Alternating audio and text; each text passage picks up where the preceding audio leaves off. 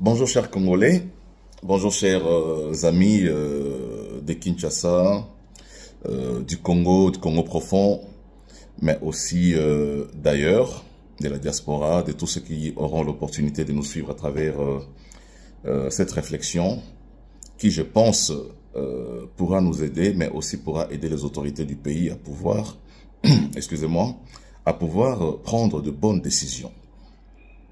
C'est en rapport avec la situation politique. La situation politique, particulièrement les processus électoraux qui semblent être grippés en ce moment.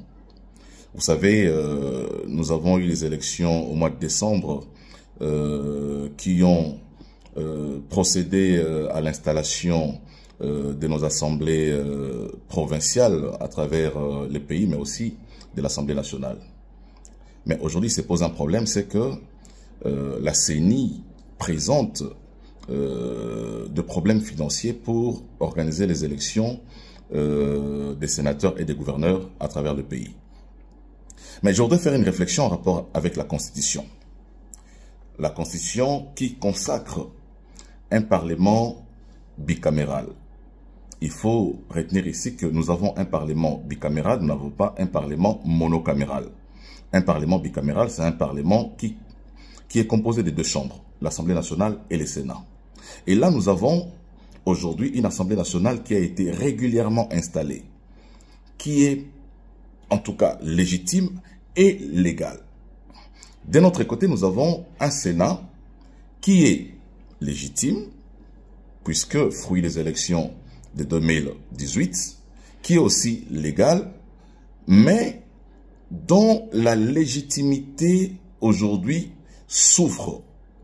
Pourquoi elle souffre de légitimité? Elle souffre parce que nous sommes en plein processus électoral et le Sénat actuel a été amputé pratiquement de la moitié de ses membres. Plus de 50 sénateurs ont été élus députés nationaux. Mais là maintenant, nous avons un problème. Le 15 mars devra s'ouvrir la session ordinaire de mars. Conformément à l'article 115 de la Constitution qui dit ceci, l'Assemblée nationale et le Sénat tiennent de plein droit chaque année deux sessions. La première s'ouvre le 15 mars et se clôture le 15 mars. La deuxième s'ouvre le 15 septembre et se clôture le 15 décembre. Voilà, l'article 115 de la Constitution dit que les deux chambres du Parlement tiennent, retenez bien le groupe de mots ici, de plein droit. De plein droit. Donc ça veut dire que l'Assemblée nationale et le Sénat doivent obligatoirement ouvrir la session du 15 mars. C'est ça de plein droit.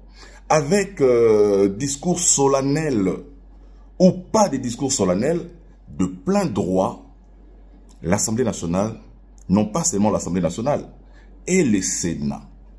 Voilà. Nous avons maintenant un Sénat qui a été, comme je l'ai dit tout à l'heure, amputé de pratiquement la moitié de ses membres. Pour que une Assemblée nationale ou que le Sénat siège, il faut qu'il remplisse les critères de l'article 118 de la Constitution, qui dit que le Sénat et l'Assemblée nationale ne siègent valablement qu'à la majorité de ses membres. Voilà. Donc, du côté de l'Assemblée nationale, il n'y aura aucun problème, mais du côté du Sénat, il y a un problème. Le problème, c'est lequel? C'est que le Sénat ne pourra pas, même si la session s'ouvre de plein droit, le Sénat ne pourra pas se réunir. Pourquoi? Parce que le Sénat est buté à un problème de quorum aujourd'hui. Voilà. Pas de quorum, donc on ne peut pas tenir la session. Qu'est-ce qui va se passer alors? Si jamais les élections n'étaient pas organisées dans les 30 prochains jours, parce que la CENI, aujourd'hui, est en train d'évoquer les problèmes des finances. Qu'est-ce qui va se passer?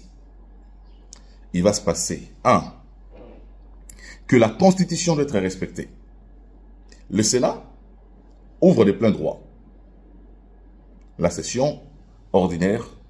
Sinon, si elle ne l'ouvre pas, le Sénat viole la Constitution. Mais comme j'ai dit, ouvrir ne veut pas dire tenir une plénière. C'est là aussi la nuance. Quand on dit de plein droit, ça veut dire que constitutionnellement, le président peut convoquer la plénière ou ne pas convoquer la plénière, mais de plein droit, le Sénat doit ouvrir ses portes pour la session de mars. Voilà. Maintenant, le problème du Sénat aujourd'hui, c'est lequel? Le problème du Sénat, non seulement il a un problème du quorum, mais de deux, les bureaux du Sénat n'affichent pas complet. Voilà. On aurait appris, parce que nous avons des informations aussi, nous avons appris que les membres du bureau sortant du Sénat, dont la plupart sont élus députés, ont donné quitus à un des leurs, le premier vice-président, qui est élu aussi député, Edi Mundela, pour ne pas le citer, à qui le bureau aurait, l'ancien bureau aurait, demandé de rencontrer les chefs de l'État pour solliciter du chef de l'État l'autorisation de regagner le Sénat afin de siéger à nouveau. Ce qui serait une violation flagrante de la Constitution. Des sénateurs qui ont été élus députés, qui ont démissionné, qui ont opté conformément à la Constitution pour le mandat de député, mais qui pour des raisons que je viens d'évoquer, possibilité de ne pas pouvoir avoir des élections au Sénat dans les délais prévus, voudrait faire un rétro-pédalage pour revenir encore occuper les bureaux du Sénat. Ce qui sera, comme je dis, anticonstitutionnel. Voilà pourquoi nous demandons au chef de l'État, en tant que garant du bon fonctionnement des institutions, de pouvoir s'impliquer. Garant du bon fonctionnement des institutions veut aussi dire garant du fonctionnement régulier. Là, nous sommes en face d'un Parlement qui consacre aujourd'hui le monocaméralisme à la place du bicaméralisme, qui est le mode, le système politique choisi par notre Constitution pour le fonctionnement du Parlement. Donc, nous demandons au président de la République de pouvoir s'impliquer. Et à M. Kadima, qui évoque des problèmes d'argent, nous lui disons que les élections des sénateurs, les élections des gouverneurs, avec 10 rames de papier duplicateurs, nous pouvons avoir des élections des sénateurs, nous pouvons avoir des élections des gouverneurs. Avec 10 rames de papier duplicateurs, distribués à travers les 26 assemblées provinciales du Congo, nous pourrons avoir les nouveaux Sénats, nous pourrons avoir de nouveaux gouverneurs. Donc, que M. Kadima arrête de nous présenter la thèse selon laquelle il n'y a pas d'argent pour organiser les élections. Et le chef de l'État, en tant que garant de bon fonctionnement des institutions, devrait s'impliquer à ce que nous puissions à nouveau retrouver l'équilibre institutionnel. Nous avons opté pour un Sénat, pour un Parlement bicaméral. Il faudra que nous puissions assurer la stabilité institutionnelle à travers les élections dans cette chambre. Sinon, nous risquons d'avoir, comme en 2011, une Assemblée nationale qui a été régulièrement installée, présidée par Obem Inaku, mais qui a cohabité avec un ancien Sénat présidé par Léon Kengo Adondo, qui a eu droit à une mandature de 12 ans. Voilà. Nous avons connu ce genre de cohabitation et nous ne souhaitons plus revenir à ce genre de parlement dont une des chambres possède la légitimité et l'autre ne possède que la légalité, mais qui est sans légitimité.